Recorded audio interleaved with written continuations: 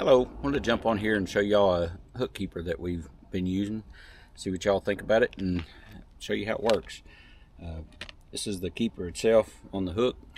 This is on a Mustad. Anyway, we started out using it on a tube just because it's real hard to find. You know, if you just Texas rig a tube, when you run it in there, the nose of the bait gets all tore up. This here just slides right in the end. This is actually a tube from Secret Lures. Absolutely perfect. Comes out. Cool thing is when a fish hits it, it just pops off there, comes right out. We migrated kind of from there. I throw a fluke a lot. Throw any kind of soft jerk bait, from a fluke to Yamamoto D shad. Just slides right in the bait. Same deal, right in there. Perfectly straight. Can pull it off here. Here's a Yamamoto D shad. Same deal. Slide it right in the bait.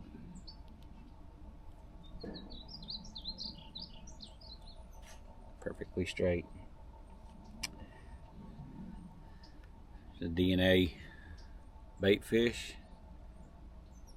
Slide it right in the nose of the bait. Perfectly straight. We actually make this in 2/0, 3/0, 4/0, 5/0, 8/0, and 9/0. We make it for the bigger swim baits. We actually have here's an 8/0. This one actually has a belly weight on it. We make the 4/0 and the 5/0 with an 8-ounce belly weight.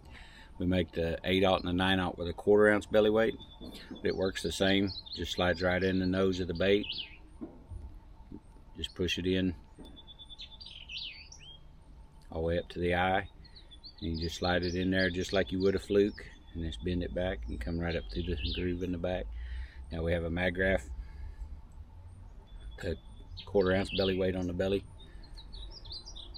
We actually make it in a 9/0 too, with a 1/4 ounce belly, but this one's plain.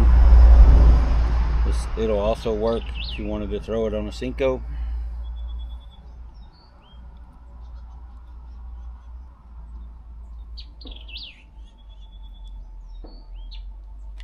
Perfectly straight.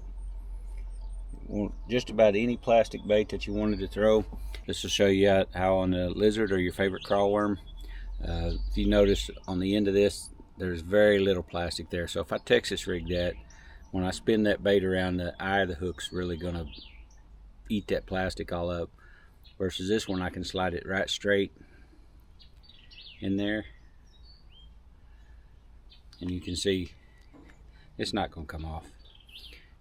And then just Texas rig it like I normally would, and I'm straight fishing my crawworm.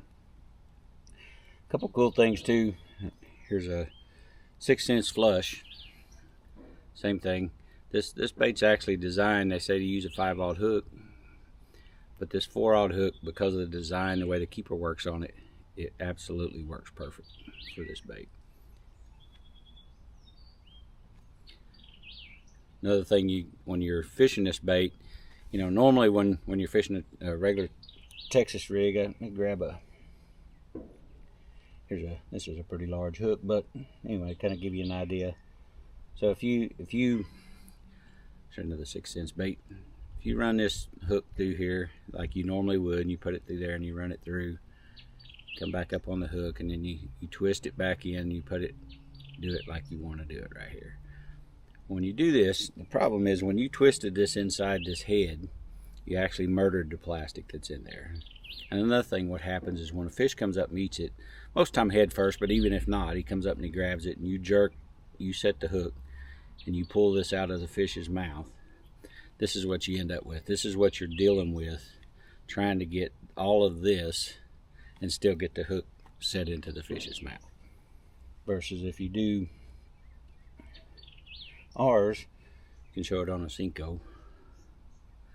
Put it in here, put it on here. So when the fish comes up and hits it, what happens is this slides off. So now you're only dealing literally with half the thickness of the plastic.